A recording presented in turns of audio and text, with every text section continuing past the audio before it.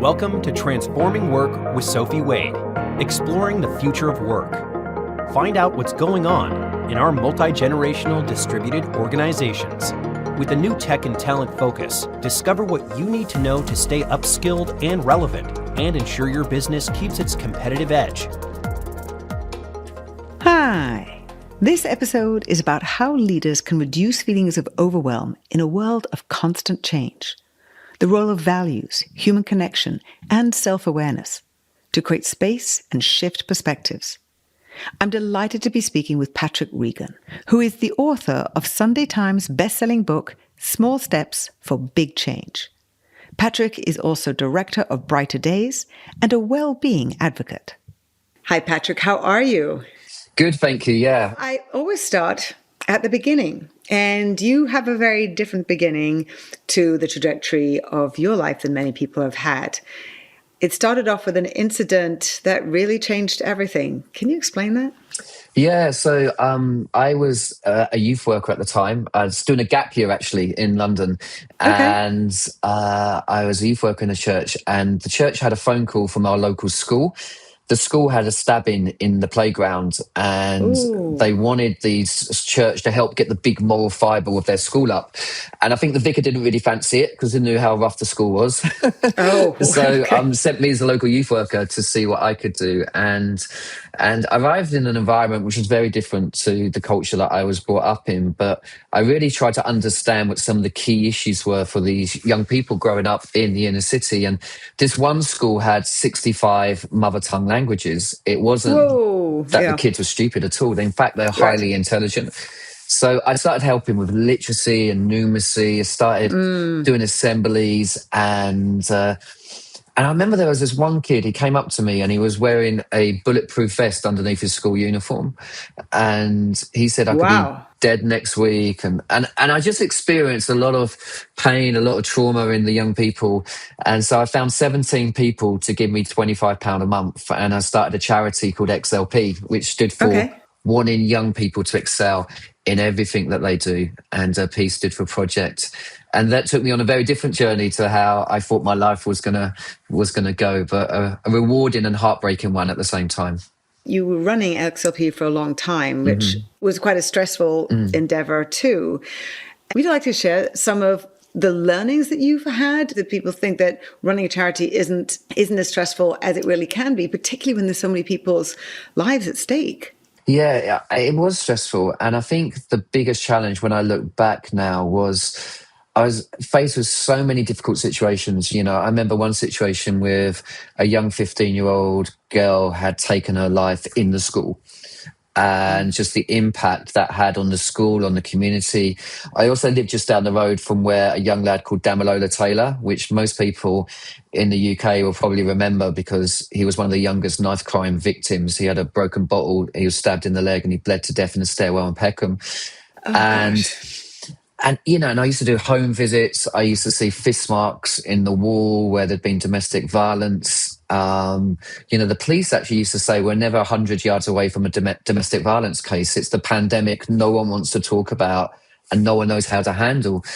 And I guess as a young guy starting a charity, I was like, I need to fix these things. Right. And I just worked so hard. I was so passionate about what I was doing because I just wanted to make life better. And, you know, there were scary moments also in that where you know, I was scared for my own well-being and health and physically and emotionally. But I think that tendency to try to fix. And then what happened was I was surrounded by so much pain. I think what I did is I absorbed a lot of that pain because I couldn't fix it. It was no one could fix it. But I didn't want to talk about my pain because I felt like everyone's pain around me trumped my pain, if you like, you know. I remember the game Top Trumps when I was a kid, you know, and I feel like we play Top Trumps of pain. We go, well, what you've been through is worse than what I've been through, so I'm not going to talk about what I'm been through. You know, during the pandemic, my sister was an ITU nurse, so she saw things that no one should ever have to see as a human being. I struggled, but I would never say anything because my sister, pain trumped my pain. And then I went through what I could only describe as the Tetris moment. There was a game, I don't know if you remember a game called Tetris. It was a computer Yeah. game where these blocks fall out of the sky and you're trying to get them in a Right. straight line. Then the I line played it. disappears Yep. and then they just get faster. And you're like, oh my Yeah. goodness. So I felt like I was dealing with all these Um, issues in the community. And then my own health started to deteriorate. And then my kids' health, my daughter Kezia got HSP, which is horrible. It lasts what for is 6 it? to 8 weeks. It looks like meningitis. Oh, gosh. Another one of my daughters got diagnosed with something called nystagmus, which means she has 40% vision. Oh, And gosh. it's one of those conditions where you have to go through a huge amount of tests to find out, is there a root cause? Is there a tumor? Okay. Dad went through a This- cancer journey, which lasted 9 weeks. It was meant to last a week. He had lost 3 stone of weight. He was in hospital for 9 weeks. Oh, okay. Horrendous. And then after we had our fourth child, and Diane's never had a cesarean up to that point, she had a cesarean. She lost 2.8 litres of blood. Ooh, So gosh. really scary. And then Yeah. after that, I had a bit of a knee pain, and I went to the doctors and said, "Oh, it's knee pain." And I had scans, and he said, "I'm really sorry, Mr. Regan, but you need to have major limb reconstruction surgery." And I was like, What? "What's that?" And he's like, "We're going to break both your legs in 3 places, and we're going to put an external frame around your leg. And so there'll be metal going through your leg and out the other side, but you have to do it at separate times. You can't do it at the same time because it's too much." What was the issue with your leg? This is the weird thing, Sophie. It was degenerative. So that made it even harder to get my head round, because this Wow. operation is normally done with veterans who've been blown up by landmines in Afghanistan or motorbike Okay. accidents. I could walk into hospital knowing that I wasn't going to walk out. And the frame would be on 6 to 18 months, according to how it went. Oh, my gosh. I've always said to people, I've always struggled with anxiety. But I think when you go through something traumatic, it acts as rocket fuel to that issue you never quite dealt with.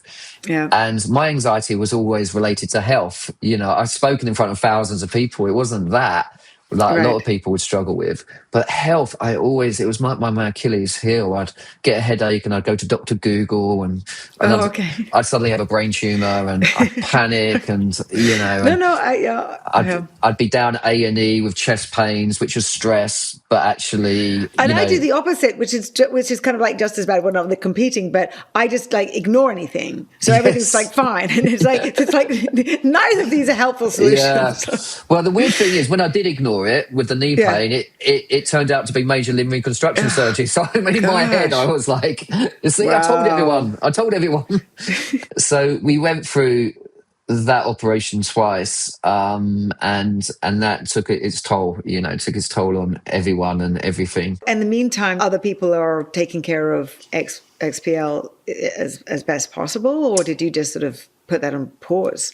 There were people taking care of it. There were, but I was trying to stay involved, where I should have just probably just taken a back seat, and Yeah. because I wanted to feel useful, and I didn't Sure. want this to define my sort of next year of my life, And Right. so I feel like you go into those situations where you're sort of, I want to be involved, but actually emotionally and mentally I couldn't. And I always feel like a massive lesson for all of us is working out that when we go through seasons where we have limitations, that's not always a bad thing, Right. Yeah. But we always want to push against it. And we live in a culture that says you could do anything if you just put your mind to it. Whereas actually, there are 24 hours in a day. You can't work every single one of them. Yep. Some of us love admin and are brilliant at it. Others of us not so good. And I've worked Yep. out over the years that actually embracing your limitations is a sign of maturity, and actually helps you flourish ultimately. Yeah, and setting boundaries. I've been through a lot of stuff, with family and friends and more, and living around the world, and which has its own stresses and need for resilience or ability to try and create boundaries and create your own space. How were you able, looking at all the kids that you were helping, and then for your own experiences, and also you had 4 kids, and your wife who also needed some of their own space and boundaries so that they didn't get, subsumed by the challenges that you were going through physically. I mean, all of this is hard, I know. Yeah, I mean, I think my favorite definition on boundaries is how I love you and love me simultaneously. And I feel like, I think it was Mel Robbins who said, "I don't believe in balance, I believe in boundaries." And I think that's very true, because we all go through seasons of our lives where things are very busy, but actually if we've got those boundaries in, it takes care of ourselves and it takes care of other people. But that's a hard lesson to learn, particularly if you're need motivated like I am, and not task motivated. And you're right. My wife suffered, and in fact, in one of my books, she wrote a chapter called "Secondhand Smoke," and it sort of came from Roy Castle, the entertainer who died of cancer through performing the trumpet in pubs and clubs across the UK, and he never smoked a cigarette ever. Oh, gosh. So he died of inhaling other people's smoke. And it feels like that's when you're in a caring profession, everyone's focus is on me because I've got a massive metal frame around my leg, and it's very obvious.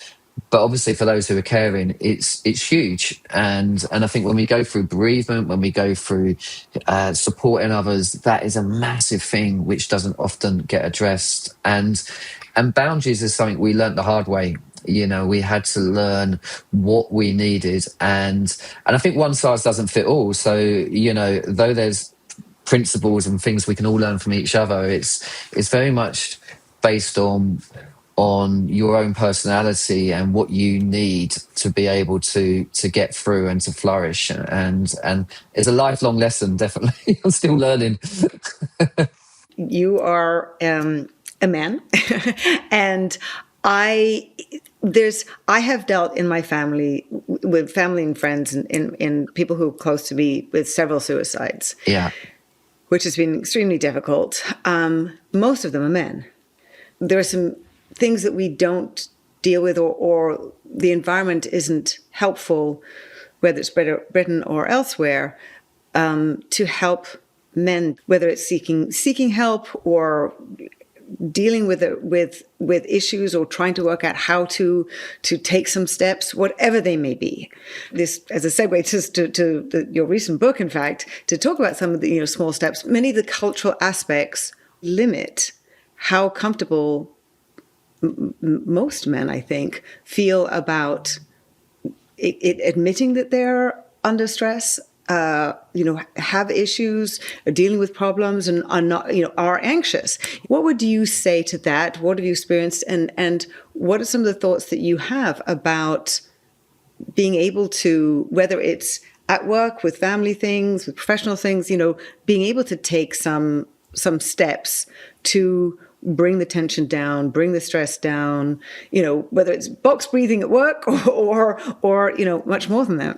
First of all, I mean, I do a lot of training for companies around men's mental health. And so I've had this discussion with hundreds, if not more, men. And it's really interesting because you see 3 times as many men as women die by suicide.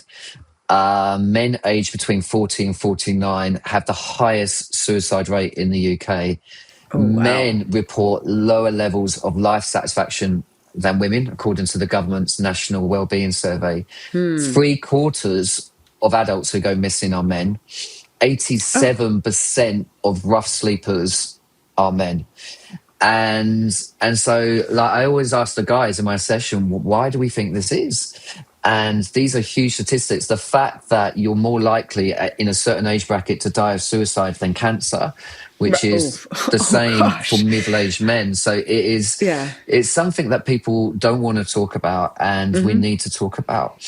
And, I had someone come up to me. I was speaking in Westminster, and she said, "Can I have 100 of your books, please?" And I was like, 100 of your books? And she said, "Yeah, I'm going to give them out at the funeral service of my son, who was 15. And she did, and so it's a national conversation that has to happen. Yeah. And actually, to be fair, people like Gareth Southgate, the former England football manager, they're trying to pioneer this conversation. And I think it boils down to that we have seen traditionally that vulnerability is weakness, where actually it's the opposite. You know, the Latin word for courage is cur. It means to speak your mind with your heart. People like Brené Brown have obviously done a lot of work on this, but the fact that to be courageous means that you need to be vulnerable. It's that connection. It's that feeling that you're not alone. And sometimes men, you get into a certain age bracket, you've got your mortgage still, you've got kids, you feel like you're letting everyone down, you're in debt, and you don't want to talk about it. So you suppress those emotions.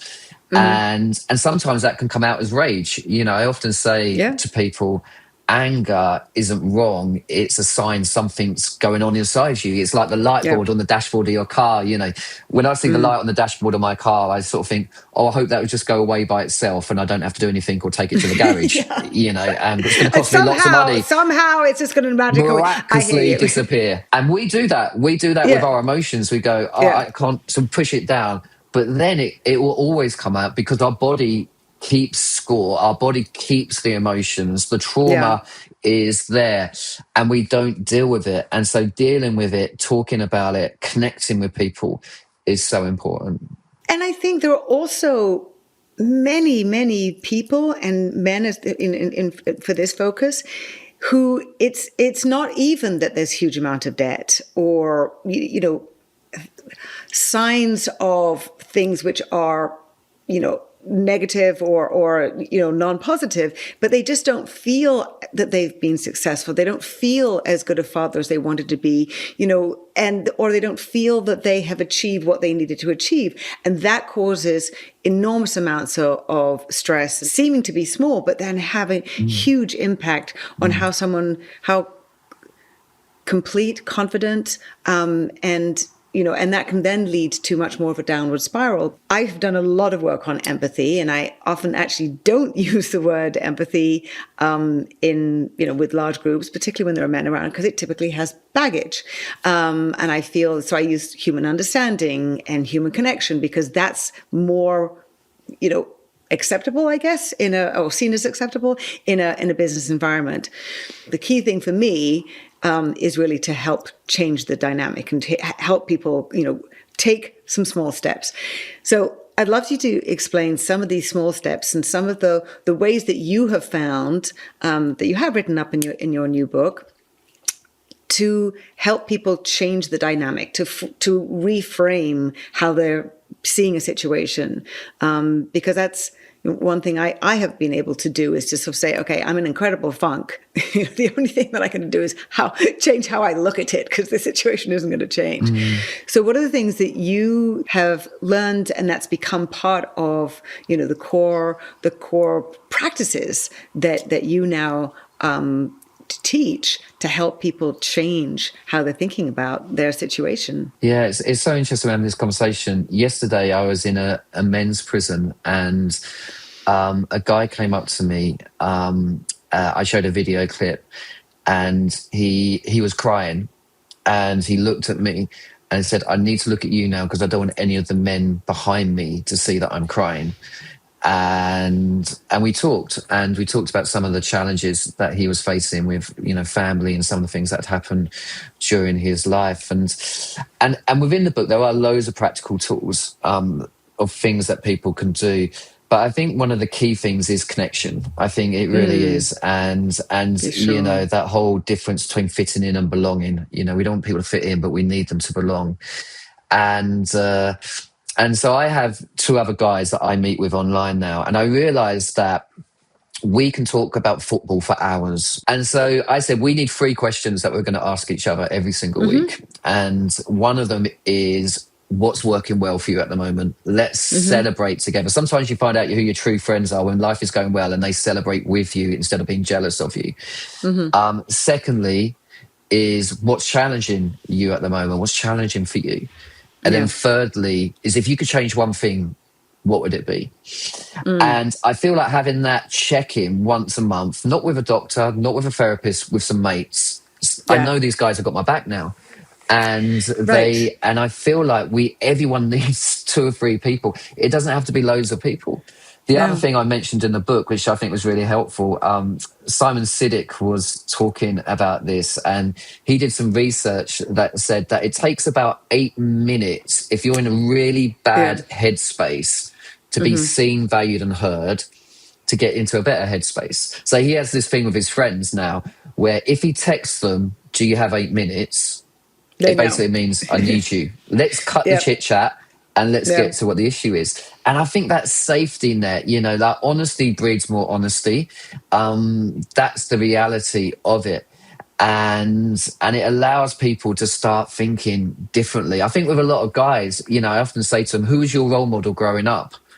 2.5 million children in the UK have no dad at home. So sometimes it's not dad, and that wasn't there for them. And and you look at the media. I grew up with the male role models were Rambo, Terminator, just these macho male chauvinists, treated women in a really terrible way, or Daddy Pig, who's just pathetic, and on the other side. So it was like, we've got to create an opportunity where people can aspire to have the conversations, and find those small steps, because big change always stresses you out. In the book, I talk about our fight, flight, or freeze mechanism to stress. And that's stored in the amygdala, and that's our alert system. And the science says if you want to bring about change, you need to make the choices and the steps really small so you can creep around your amygdala. You don't set it off. Those small choices become habits, and then that's where transformation happens.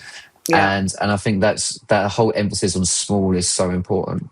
Yeah, and going back to some of the things you said about having that team, I mean, maybe it can be viewed as being like a sports team. You have a core small team that you can talk to, because I do think that is in the difference between men and women on these things, and a contributing factor to the greater number of suicides, is that women do talk to each other and talk it out. And so the identifying what it is and then being able to talk it out, it does really reduce it. Being more open about the different things that are going on in someone's life.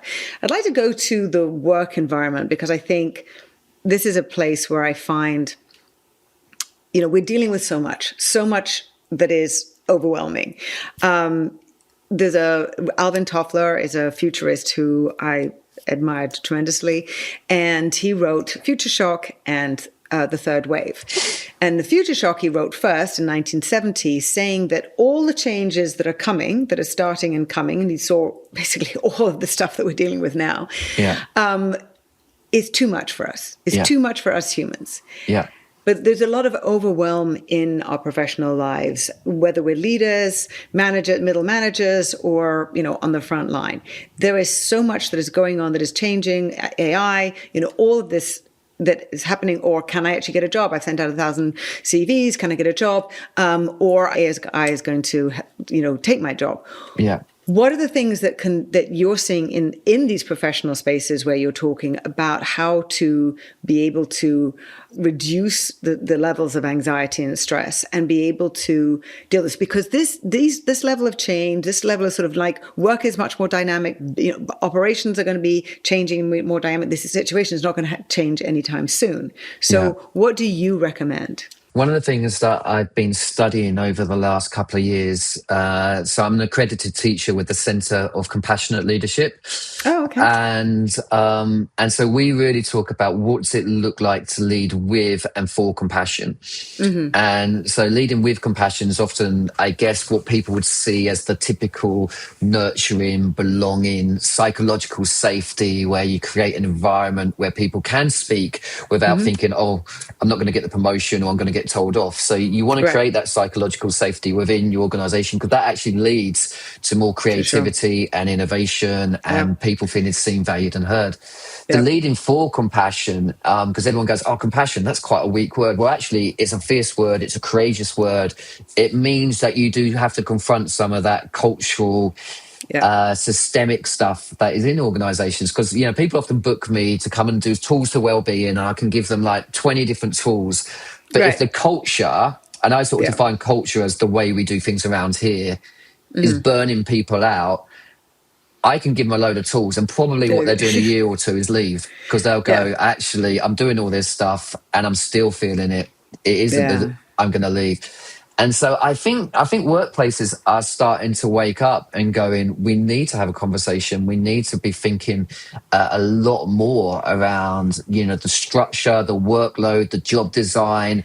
We need to be thinking about the manager's capability and organizational support in the right way. Have we got it? What is an inclusive behavior? Everyone talks about being inclusive. What does that actually look like? Do our managers have those skills, which means that the quietest person in the room feels like they've got a voice, and they're not intimidated and they're listened to?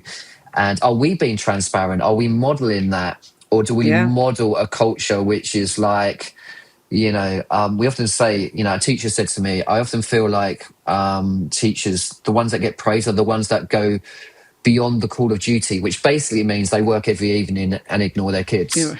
But they're the ones that get praised, and the ones of us that are trying to put boundaries in, who can't do it, everything that's being asked of us.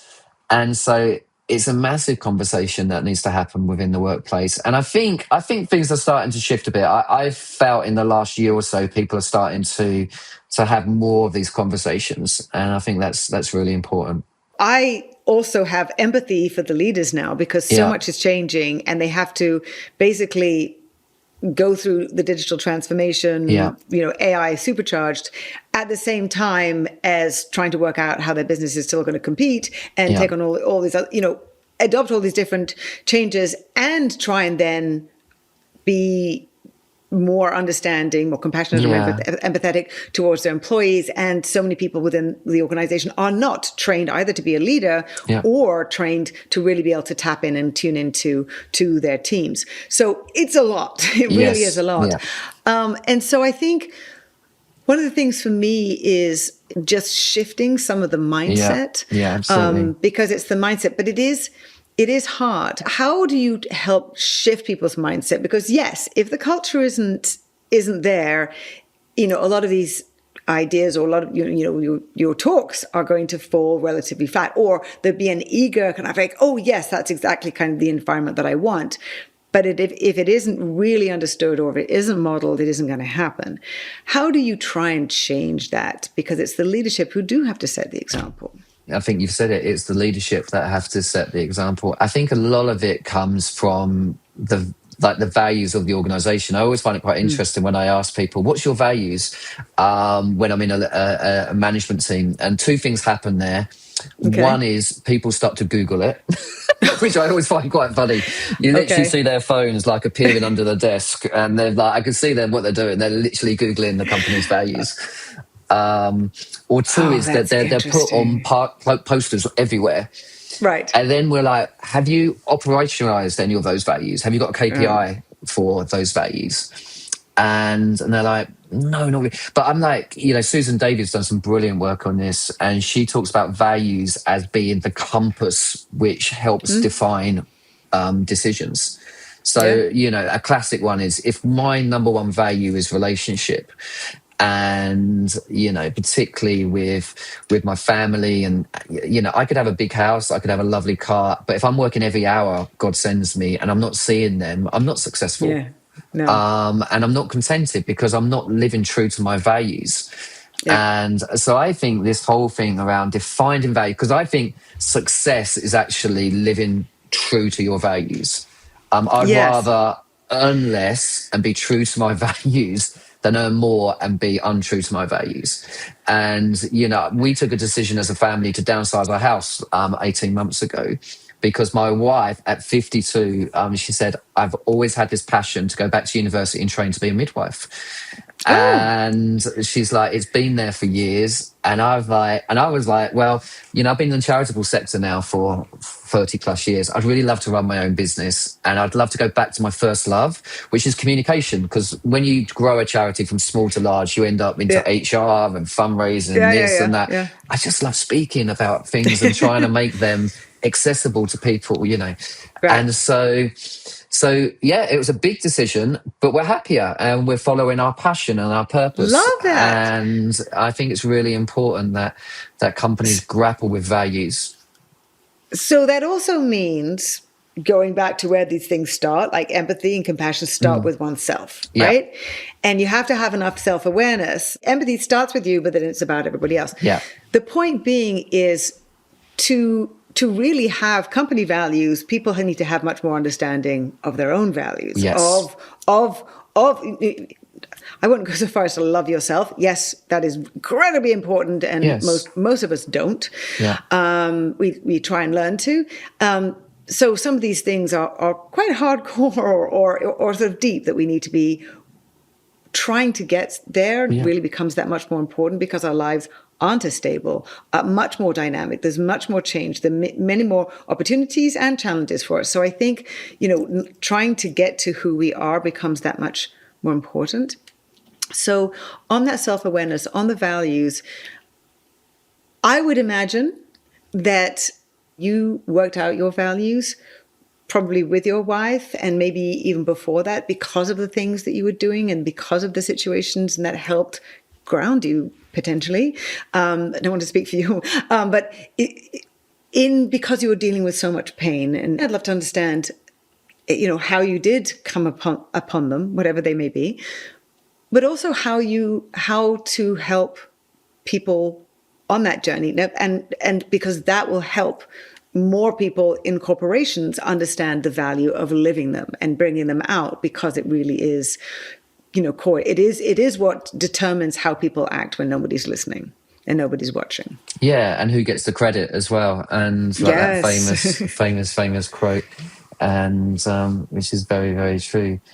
I think when you're younger, you often take on the values of your parents because that's what you're used to. And then you go through experiences that then start to shape your values and what's important to you.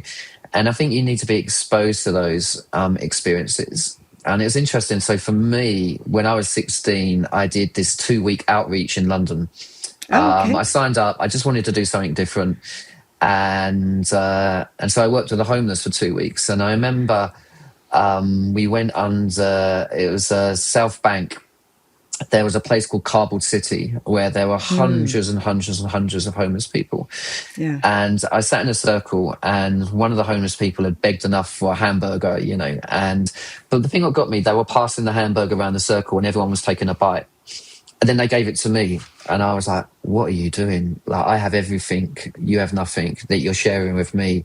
And on the walls of Cardboard City were written the walls in massive red paint. Someone had written the words, "Welcome to reality." And I felt like that experience shaped the rest of my life.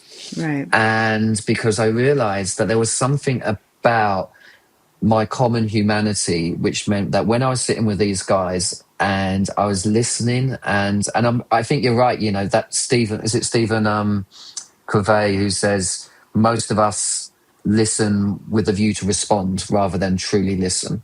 And we're already thinking about our response before they've finished talking to us. And so my daughter now is 17, and like I say, she has auditional needs, and we moved house so she could get nearer to a bus stop and be a bit more independent. And we spent a whole summer teaching her how to get on the bus and how to see the sign and everything. Okay. And she's done so well that 3 months ago, she did her own outreach to Estonia. And she went to Estonia. She flew by herself. Oh my goodness. She went there. You just gave me goosebumps. And again, I've seen the same thing happen with her. She's starting to go, Dad, this is what I want to do. I want to commit myself to helping those who are on the margins of society. And so I do think there is an exposure to something different sometimes, to the sort of the world that sometimes that we've been maybe brought up to, maybe been used to, and different cultures, different experiences that challenge our own way of perception. Because we all have biases, right? We always have our conscious bias and our unconscious bias. And sometimes I would say it's really hard to dislike anyone close up. It really is. When you hear their story, their backstory, why they've done the thing. That's a lovely way to say. Yes, yes. And that's the whole thing with empathy. Once you actually understand someone, you don't have to be friends. No. but you understand them more, and then you also where you connect, whether it's the same football team or both love dogs, it doesn't make it like, then you start connecting, and then you can understand the person much more. It's huge difference. Yeah, and I think that's so true.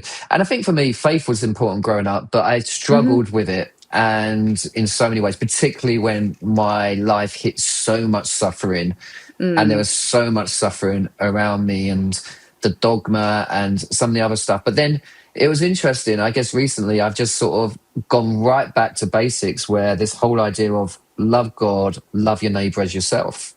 And that loving your neighbor as yourself, there's two things there. Caring for other people really, really, because kindness is the best drug, right? Kindness does things that paracetamol can never do. It really does. But actually caring for yourself as well. So that self-compassion, and which I guess my inner critic is something that I definitely need to work on quite a lot. But actually having the strategy now of going, actually, I have a strategy to deal with that. And I think it's been huge for me. I would also say that kindness, because you mentioned kindness, there's a lot of mention of kindness in your book. And people still say to me, empathy is about being nice and kind. And I'm like, well, actually not, because there are actually some very manipulative, empathetic people. However, if you want to have a long-term strategy, compassion, empathy, when you're dealing with people, when you're working with people, it is not to act in a short-term way, but kindness actually is that long-term strategy, so that you actually have a better relationship, that there's more feeling of belonging, so there's more psychological safety and trust, which helps everything, which benefits you as well. So, Patrick, we covered so much. Here is the book. There's going to be a link to it in the show notes.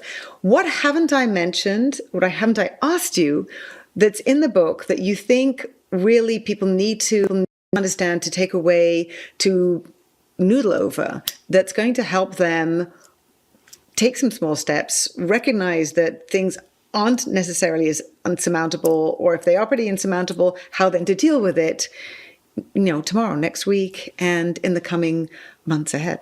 The book is interesting because I think for me, it came out of a time in my life where I was totally exhausted, and I was playing that game with my wife, which is Guess Who's the Most Exhausted game, and I was trying to trump her with my levels of exhaustion, and she was just listening, and then she just went, well, she said this. She went, "That's all well and good, but at what cost to you?"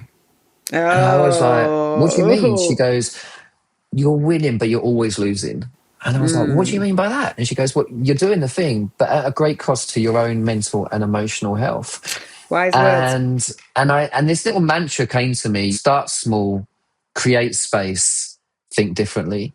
And I think the start small we've already covered, but small acts of gratitude. I found gratitude is nature's solution to anxiety, And Karen Vivach, psychologist, she describes gratitude as hunt the good stuff. I love that definition. Yes. Because it doesn't mean bad stuff isn't there, but it means you go looking for the good stuff.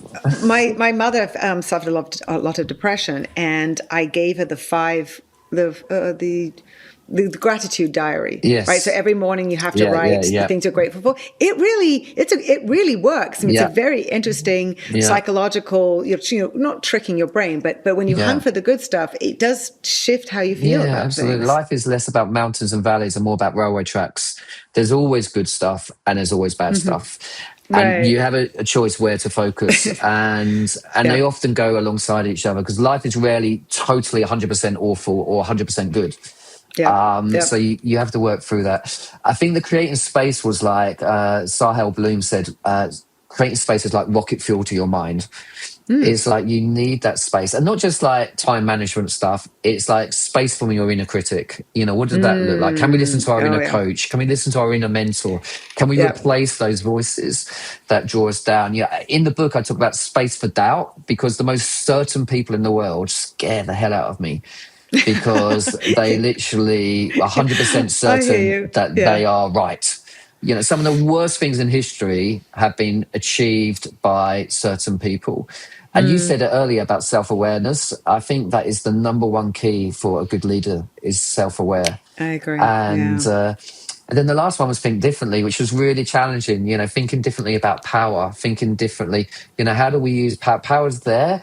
We talk about sex, money, and power. We talk a lot about sex and money, but the abuse of power, Yep. is huge. Manipulative control, cohesive Yeah. control is huge, and yet, how do we use our power with and our power for, rather than our power over, which is the traditional use of power?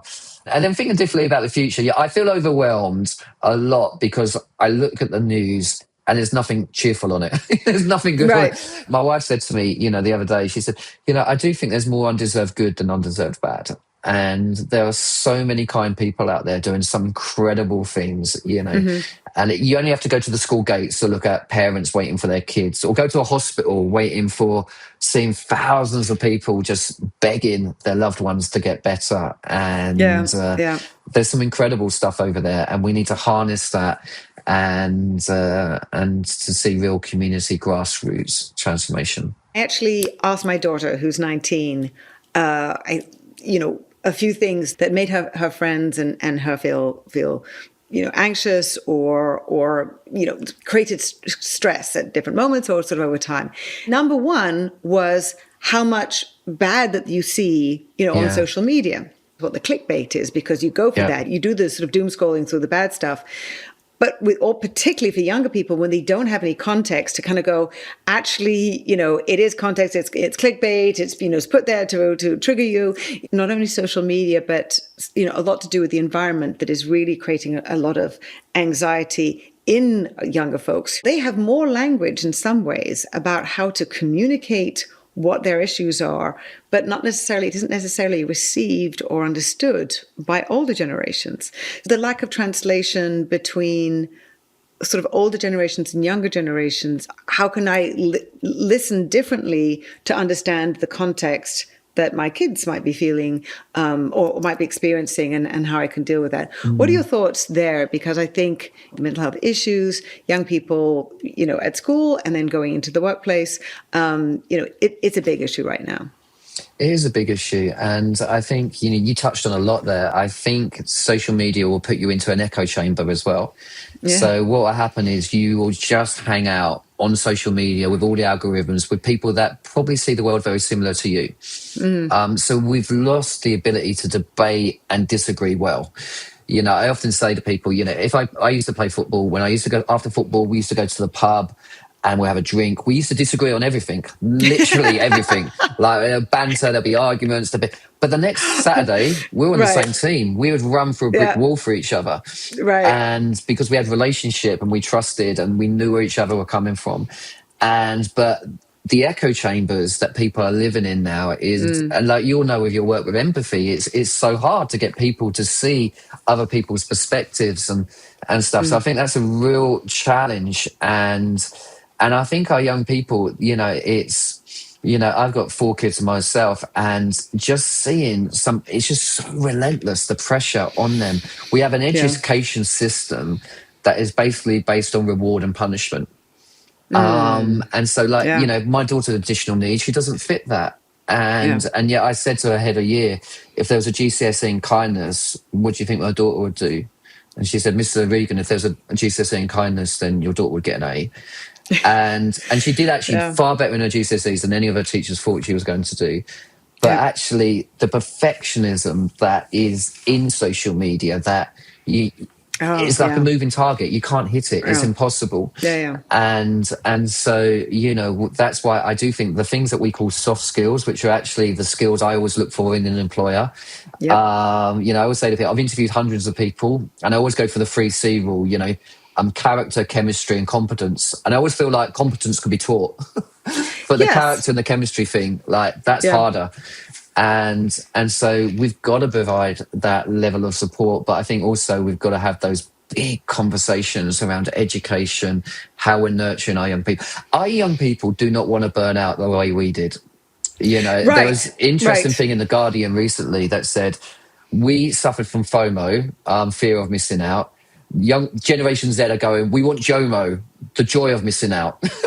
We don't want to go through everything. We don't want to sacrifice our family and our career, on our career. Right. Because for what? They look at us and they're like, I don't want that. Really? Are you kidding? No. No, thank you. And also there were so many choices. There was so much going on. I don't even know where I would start. So I'm going to look for something that really I'm passionate about Yeah. because there are also so many choices. And then I can actually have a better time than you guys did. And the key word you said there, wasn't it, was passion. And what am I passionate about? And I think that when you can tap into that with a young person, then you start to see the energy, because Absolutely. that's then they get Absolutely. inspired and they see the difference. One of the things I loved about the last bit of my book, I wrote a few stories about thinking differently, about how you use your skills. And there was a really beautiful story about these 3 Muslim girls in Afghanistan who were really into mechanics. Okay. And they started thinking differently. How can I use what I'm really passionate about in the service of the world? And in Afghanistan, landmines were often dismantled by children, which why there's so many limbs missing and children that are so damaged. So they designed a robot. So now landmines are dismantled by a robot, which then designed by these 3 Muslim girls that then goes and dismantles. So there doesn't have to be these injuries anymore. Let's think differently. Let's think creatively. But for that, you need space. And we're so overwhelmed all the time with the Tetris stuff that we have to be intentional about creating space. And that may look different for different ones of us, but that's what we need to do. Oh, beautiful note to end on. Patrick, thank you. I really appreciate all that you're doing and have done over the course of your life so far, and that your wife is now already a midwife, or she's still studying, right? She's going into her 3rd year. Yeah. She's in her 3rd year. Okay, well, go for it, Diane. And I'm really excited about that, making that choice at this point, and for you and all your family. And I love the fact that your daughter is choosing that path. So thank you very, very much. And as I said, this book and other books of yours are going to be in the show notes, and I look forward to sharing that. So thank you again. Thank you, Sophie. Thanks again so much to Patrick Regan, author of best-selling book Small Steps for Big Change and director of Brighter Days. You can find out more about Patrick on LinkedIn and go to brighterdays.life. If you enjoyed this episode, please share it with a friend and like it. You can also write a quick review wherever you watch or listen. For regular video updates, curated useful articles, research and information, follow me on LinkedIn and sign up for my Work in Progress newsletter on Substack or LinkedIn. Thanks for watching. Until next time.